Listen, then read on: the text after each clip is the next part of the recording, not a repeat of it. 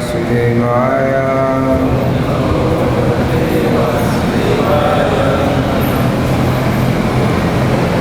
Today we're reading from Srimad Bhagavatam, 5th canto, chapter 26, text 20, 24, and 25. So it's a prose verse. We can't recite this in unison. I'll just read the verse. Ketu ihas vasa garbada patyo brahmana dayo rigaya vihara atirte cha mrigam nati tan api sapare sao Lakshya Bhutam Yama Purusha Ishubir Vijate. Translation, purport by His Divine Grace A.C. Bhaktivedanta, Srila Prabhupada. If a man in this life, if in this life a man of higher classes, Brahmin, Kshatriya, and Vaishyas, is very fond of taking his pet dogs, mules or asses into the forest to hunt and kill animals unnecessarily. He is placed after death into the hell known as Prana Roda. There the assistants of Yamaraj make him their targets and pierce him with arrows. Purport.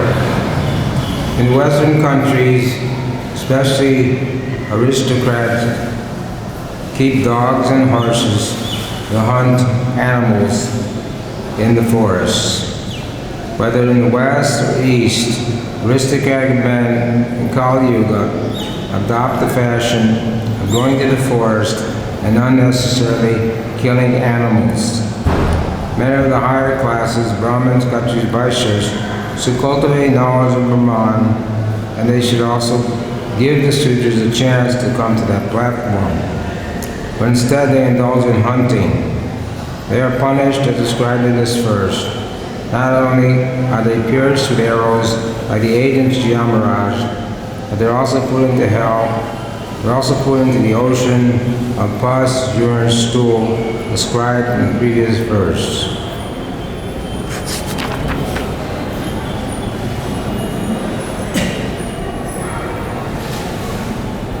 The previous verse says, the shameless husbands of low-born Sudra women live exactly like animals, and therefore they have no good behavior, cleanliness, or regulated lives. After death, such persons are thrown into the hell called Puyauda. There they are put into an ocean filled with pus, stool, urine, mucus, saliva, and other things. Sudras who cannot prove themselves fall into that ocean and are forced to eat these disgusting things. Text number 25. Translation.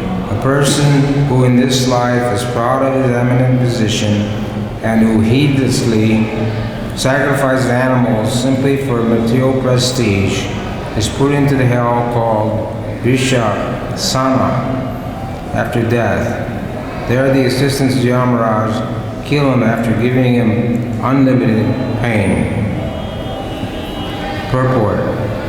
In the Bhagavad Gita, Krishna says, Suchinam Srimatam Gehe Yoga Brasta Abhijati. Because of his previous connection with Bhakti Yoga, a man is born in a prestigious family of Brahmanas or aristocrats. Having taken such a birth, one should utilize it to perfect Bhakti Yoga.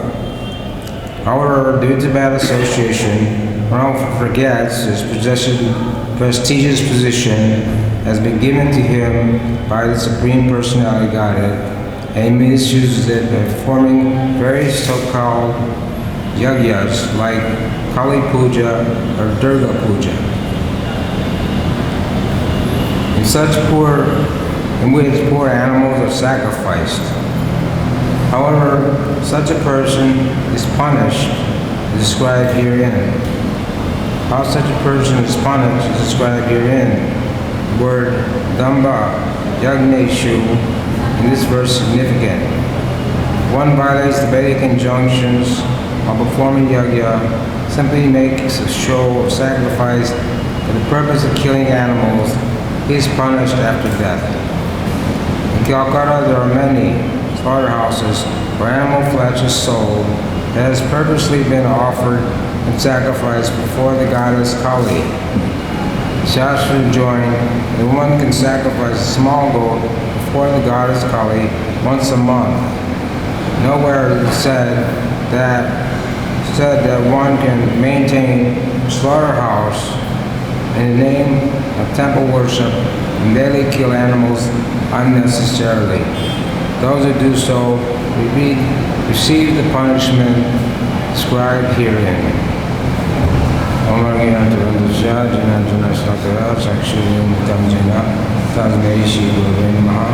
Shri Chaitanya Manavishtam Stapitam Yena Bhutale Swayam Rupa Gadamayam Dantasnavadatikam Nama Om Vishnu Padaya Krishna Prastaya Bhutale Srimati Bhaktivedanta Swami Tinamane Namaste Saraswati Devi Gauravani Vishani Namaste Shushunivadi Bhaskacharya Satani Shri Krishna Chaitanya Prabhu Nityananda Shri Advaita Gadadhar Shri Dasari Gaur Bhaktivedanta Hare Krishna, Krishna Krishna, Hare Rama, Rama Rama, Hare Hare. So these two verses are talking about unnecessarily killing animals and the result of such things.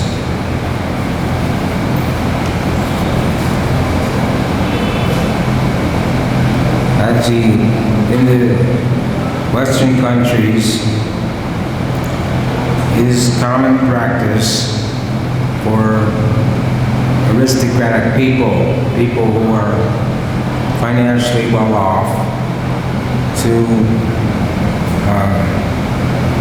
keep animals like dogs, and for the sole purpose of going to the forest, hunting down innocent animals and killing them. And then they bring back that animal and they hang it on a wall or put it in a showcase to be proud of their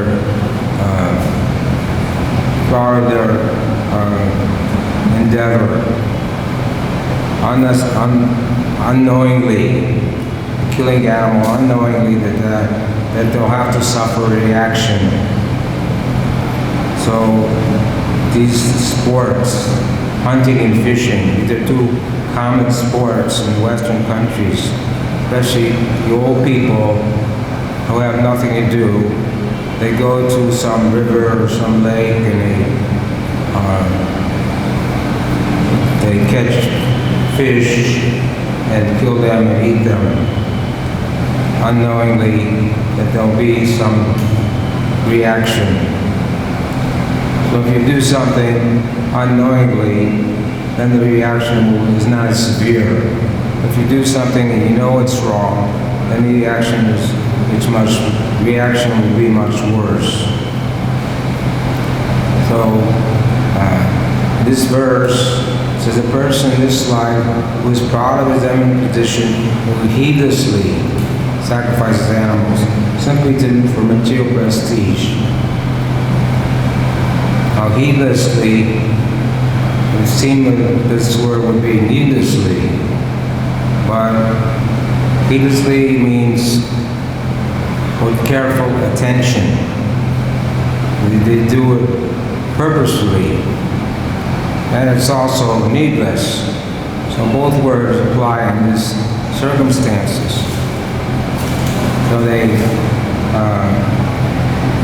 do this killing animals for material prestige, or simply to make money, for making money, economic development. And in 1948, they wanted to pass a law in India where they would stop all cow killing, all animal slaughter. But the government refused to pass that law because they said it would ruin the economy of the government. But we know that the killing of animals, especially the killing of the cow, Jai Krishna, Govindaya, Namo. The killing of cows is the most abominable activity and nowhere sanctioned in the Veda. The cow is considered your mother, very dear to Krishna. In all circumstances, the cow should be protected, not sent to the slaughterhouse to be killed, innocently killed. But unfortunately, the masses of people, governments in the world don't know that. When there's 4 classes of the Varnashram system: Kshatriya, Brahmana, Kshatriya, Vaishya, and Sudra. So Kshatriyas are allowed to go to the forest and for hunting and killing animals. But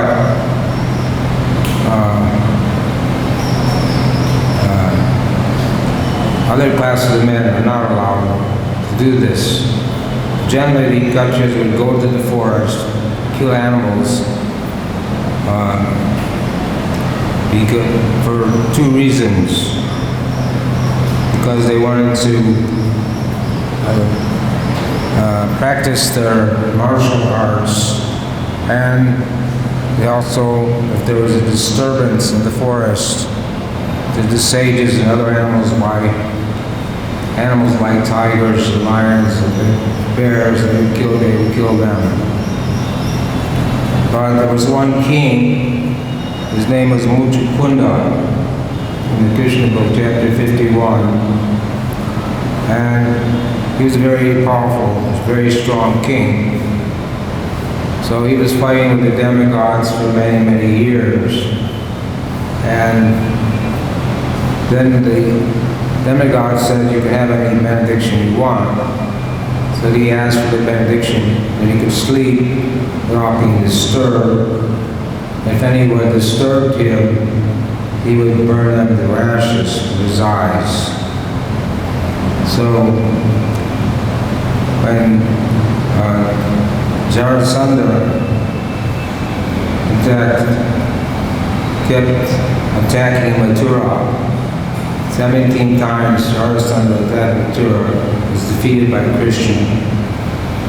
And each time his advisor would say that it was just bad luck. It was just ill luck. So Jarasandha was attacking for the 18th time, and another demon was attacking on the other side, the Kalivana. So the city of Mathura was in danger. So Krishna decided that he was not going to fight this time. So he walked off the battlefield, showing one of his opulence, renunciation. So he walked off the battlefield, and this Kalivana, who was a demon, chased Krishna. But because he was a sinful demon, he couldn't catch him.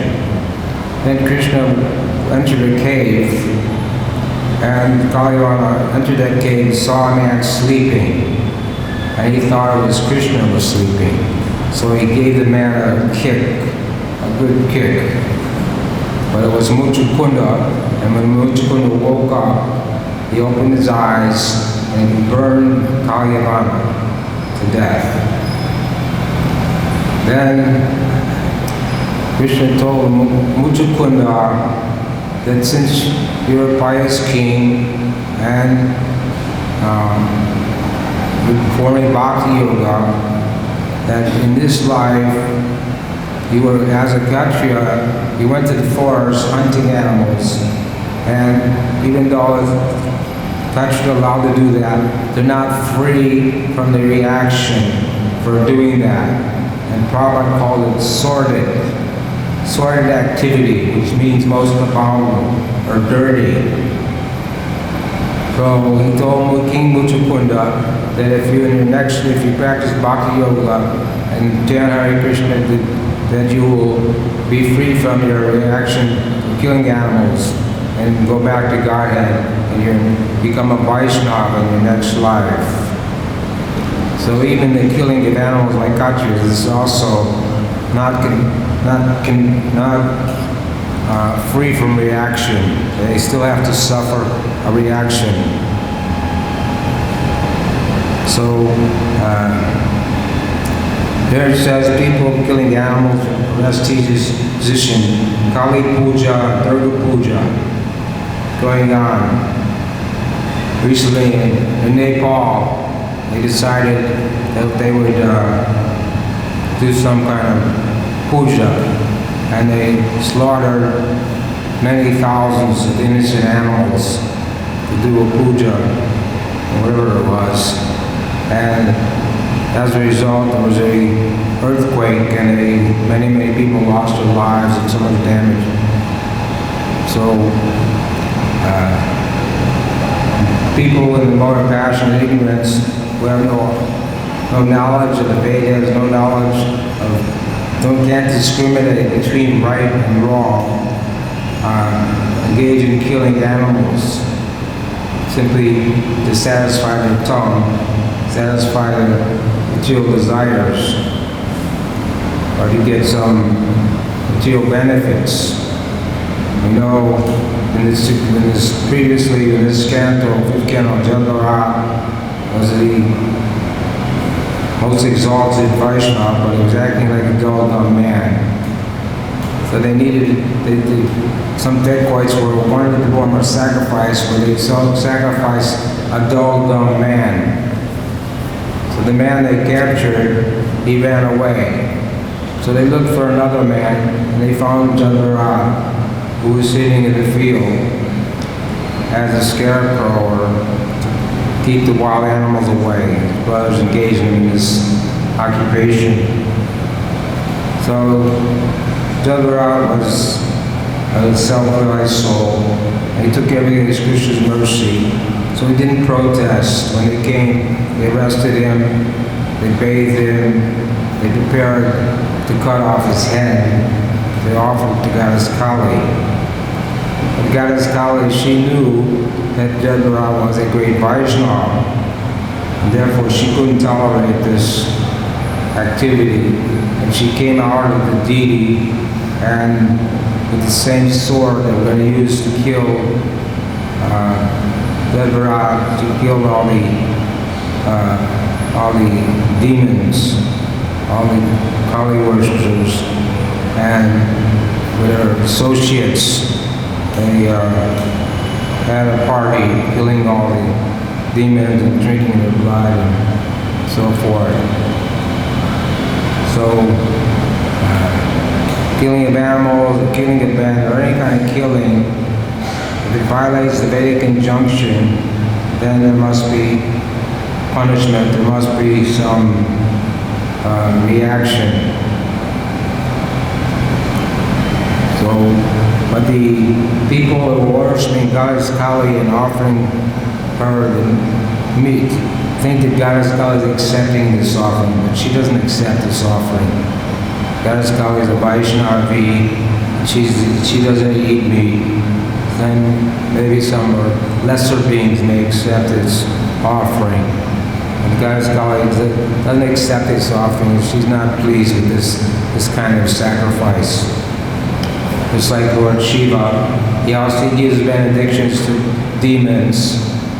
Like Vrindavan was cutting off his flesh and throwing in the fire to get the mercy of Lord Shiva. Then Lord Shiva came there and said, you don't have to do all these things. You just unsatisfied with a little water and dova leaves. Jai Shri Bhuvaneshwar ki jai. So he asked this demon, Rikashara, You can ask for any benediction you like. So he said that I want the benediction that when if I put my hand on anyone's head, it will crack. But this is not a very good benediction. Lord Shiva knew this is not a good benediction, but he gave it to him anyhow.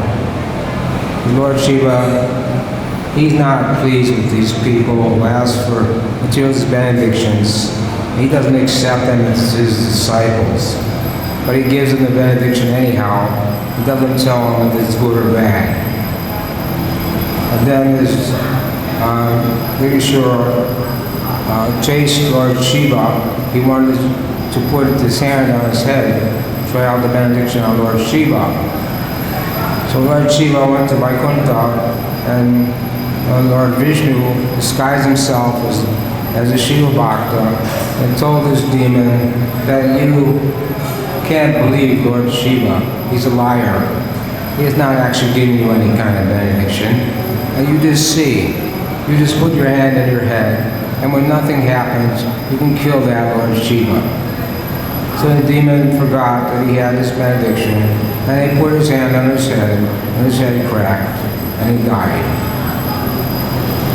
So in this way, people are offering sacrifices to Goddess Kali, Durga, Shiva, Ganesh, and so many demigods, thinking you can get some material benedictions. But Bhagavad Gita, Krishna condemns this several times. Says those who worship demigods are less intelligent, and their fruits are temporary and limited. And it says the karma, sarva karma, moksha karma, dhyarati. Yeah, no material desires, all material desires, but all means you should worship the Supreme Person or the Godhead. So there's no need for demigod worship, because Krishna can supply everything. Bhoktaram Jagnatapasam Sarvaloksham Aishwaram Srinam Sarvabhutanam Yatnamam Shanti Vichiti. Krishna is the supplier, he's the benedictor, and he can supply everything. And the Ishupanishad says, Ishavasham Vidam Sarvam Atkinchem. What's that? The one should only accept that which is his quota. So, by the arrangement of nature, human beings' quota is to eat vegetarian food, not because our teeth are not meant for chewing meat, our stomachs are not meant for digesting meat. But if you want to eat meat, then you can get the body of a tiger or a lion. And that's their quota, is to eat meat. But for human beings, our quota has been given by material nature to eat fruits and vegetables and grains and milk products. And we can live very comfortably. And the proof in the devotees in this movement don't eat meat, fish, or eggs. They're living very comfortably. And no one's getting weak or dying from malnutrition. The materialist people think if you don't eat meat, you'll become weak and you'll have health problems. But it's just the other way around. People who eat meat create more health problems. And they have high cholesterol, cancer, heart problems, all these things. And one man who was all his life ate meat, stopped eating meat in his old age, and he became thin and healthy just by doing that activity. So this is not authorized, killing of animals for eating them and holding and maintaining slaughterhouses, very abominable. At least in the Prime Minister now has banned animal slaughter and cow killing in Maharashtra, because he's a little pious person, can understand. But even from a very childhood, we were not aware of what was right and what was wrong. Our mother and father couldn't tell us that eating meat and thinking intoxication was wrong. So most people engage in these sinful activities. But if you read Srila Prabhupada's books, if you read the Vedic literatures, then you can understand what is right and what is wrong. The human being has a higher intelligence. There's 8,400,000 species of life, but only in the human form does one have sufficient intelligence to Tato Brahmaji Jignasa. And he has the intelligence to inquire about his identity, what I am in this material world, what is life meant for. So the animals are not responsible for their activities. Animals don't commit sinful activities. Even the monkeys in Vrindavan, they're so mischievous. They steal everyone's glasses and they go around making trouble. But they're not accountable for their activities because they don't know any better. And you can't train them and tell them they're doing something wrong. But the human being, they can put a sign somewhere, like on the grass, no one should walk on the grass. The human being can read that sign and understand what it means. But a dog can't understand that. The dog goes on the grass, no one will bother the dog, but the owner of the dog is responsible for that dog. So in this way, people should not misuse their human form of life. It's the king's responsibility, the leader of Praja. When Maharaj Yudhisthira was a king, everything was, the world was peaceful. The cows were very happy, the milk bags were always so full they would muddy the pasturing grounds. And Lord Ramachandra was the king, and he was Sachi, who was Treta Yuga, but he ruled the citizen so perfectly that it seemed like Sachi Yuga. And remember, people didn't suffer, and even if someone didn't want to die, he didn't have to die. So this, it says, that this Bhagavad Gita, Evam Paramparapatam Imam Rajadam Vidu, that was spoken to the saintly kings. Kings were supposed to be saintly and first were supposed to seek to the welfare of the people. This was the duty of the king, to see that the people were following Vedic injunction, following the Varnashram system. In this way, people could live peacefully. But nowadays, there's no such thing. The leaders of government are only interested in their own proud, their own position, and only interested in their own welfare and prestige. You know, when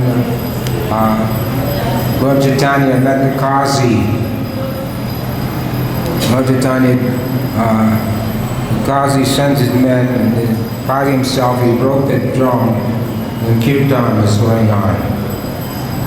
And he forbid anyone to do kirtan in Navadvip.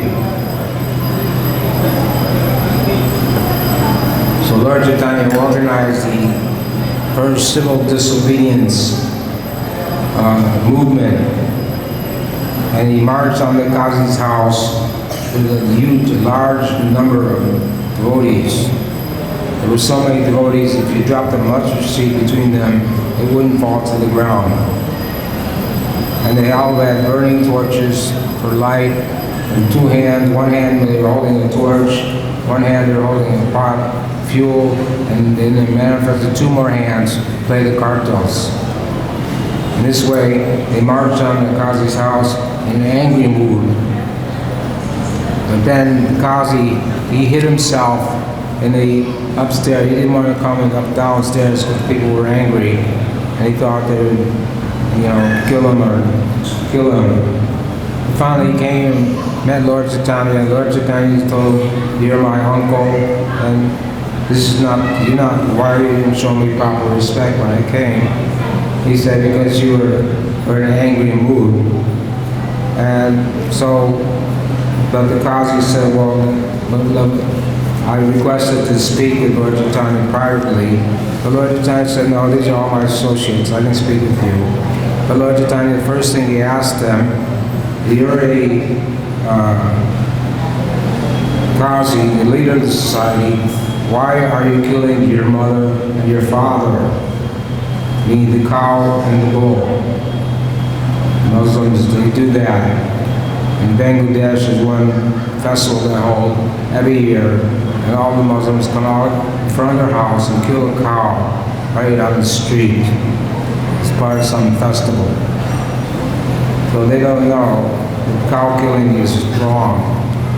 The Catholic Church has all the biggest slaughterhouses in the world, and most people in Kaitava Dharma, these cheating religions, don't know they're eating meat, killing animals, having illicit sex, taking cocktails. They don't know that these things are wrong. So Lord Chaitanya pointed out to the Qazi that the cow is like your mother because she gives milk, and the bull is like your father because he tills grains. Therefore, you should not kill these animals. But the Qazi said, in your Hindu religion, you also do animal sacrifices and kill animals. So what's wrong with killing animals? The Lord Chaitanya said, no. And when we kill the animals, we take an old animal, and if the sacrifice is performed properly, then that animal becomes rejuvenated and gets a new body, a young body. We're not actually killing the animal. Of course, these things are now forbidden in this age of Kali, because there are no qualified Brahmins to perform sacrifices such as these and chant the mantras properly. So in all cases, animal killing is never condoned or acceptable. And here it's described one person goes for hunting, he's placed in one, he has to suffer by being the target. Yamaraj will make him their target and pierce him with arrows. And the other one is one who maintains slaughterhouses for killing innocent animals. He's put into unlimited pain. He's given unlimited pain. So this is the nature of the material world. So Maharaj Parikshit inquired from Sukadeva Goswami about the nature of the material world. So in his 5th canto, describing the different planetary systems, 14 planetary systems, 7 up, 7 down, and this last chapter is describing hellish planets. So people go to hellish planets, and then when their time is up, they get some kind of body. They get trained up. Like if they want to become a hog, if they're supposed to become a hog, they force them to eat stool until they start to like it, and then they get a hog body. Or if they want to have sex, unlimited sex, they can have a body of a monkey or a pigeon. Or the pigeons can have sex every hour, so many times in the day. So human form of life is not the best form for this kind of sense gratifications. So people that go to hell, they get these bodies. Eventually, by the evolutionary process, they become a human being again. And they may not remember that they were in hell or they had to suffer, but this is also doesn't get one out of the material world. Prabhupada says here, the men of higher classes should cultivate knowledge of Brahman, and they should also give the students a chance to come to that platform. Krishna says in Bhagavad Gita, Brahmana uhi pratistaham, and I am the source of Brahman. And we know that Brahman, Bhagavan, Brahman Paramama, Bhagavan iti sagyate, that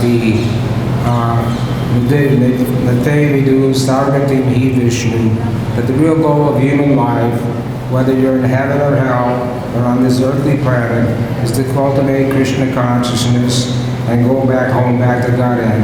not remain here in this material world. They have to suffer repeated birth and death. And so if you go to heaven or you go to hell, it doesn't release one from the bondage of the three modes of material nature. You still have to suffer in some way or another. So bhuva, bhuva, paliyate, living in its coming and going. Sometimes in heaven, sometimes in hell, sometimes an insect, sometimes he's a worm, sometimes this, that, this 8,400,000 species. One comes to, but there's only 400,000 species of human beings. So that's a very small percentage.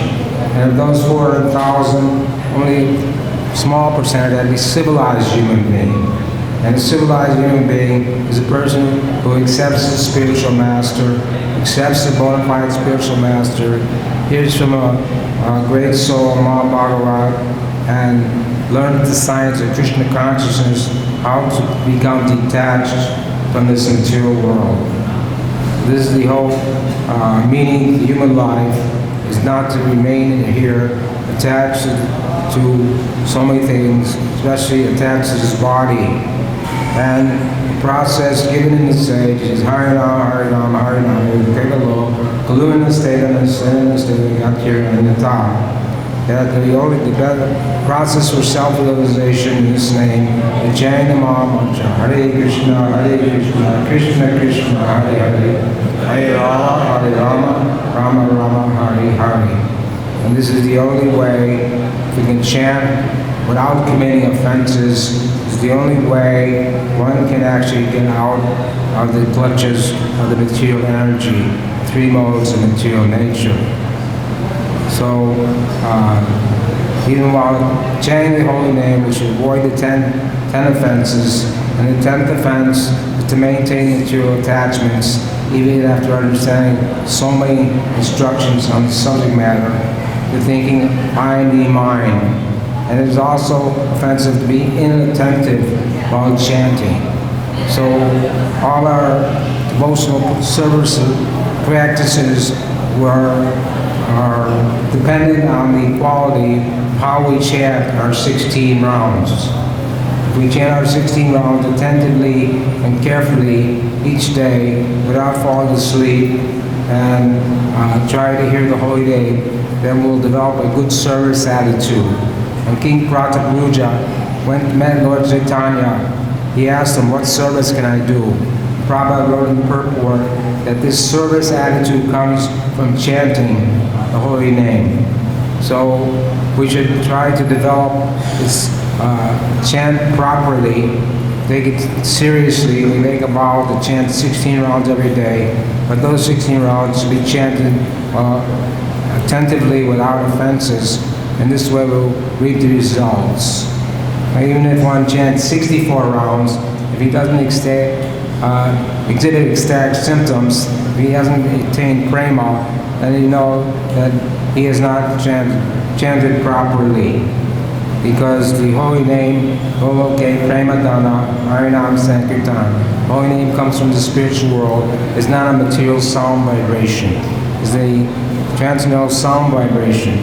But if one chants with offenses, we will not understand that. But if we chant in a namabhas without offenses in the clearing stage, then we actually will understand that the chanting is a pure sound vibration, is not different than Krishna himself. And therefore, if Krishna is dancing our tongue, we should be careful to always chant, try to chant our best as we can, so we can make advancement in Krishna consciousness and not have to take birth and go to any of these hellish planets, but to go back home, back to Godhead, and make this human life successful. Hare Krishna. So, I have some service now. Hey, if there's any quick question, I can answer one question. Anybody have any question? Yes?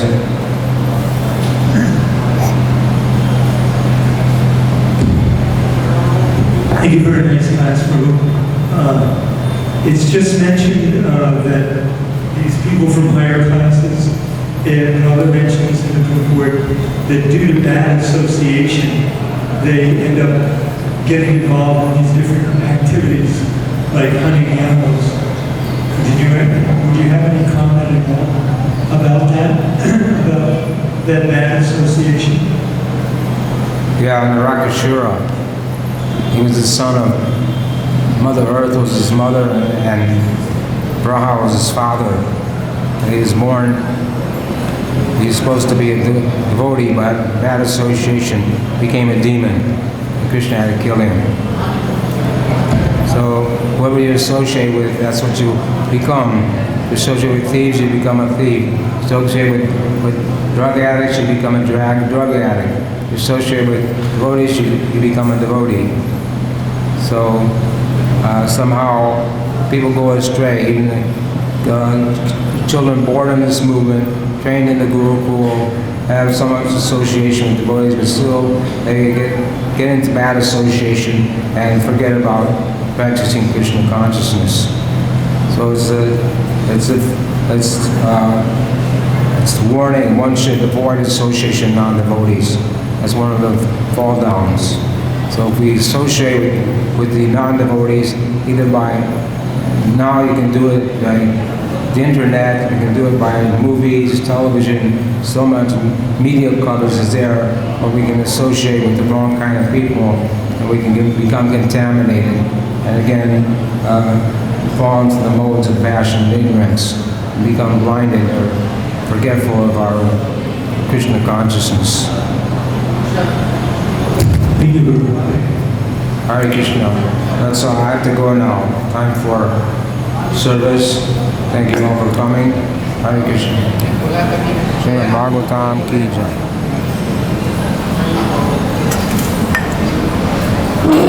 jai.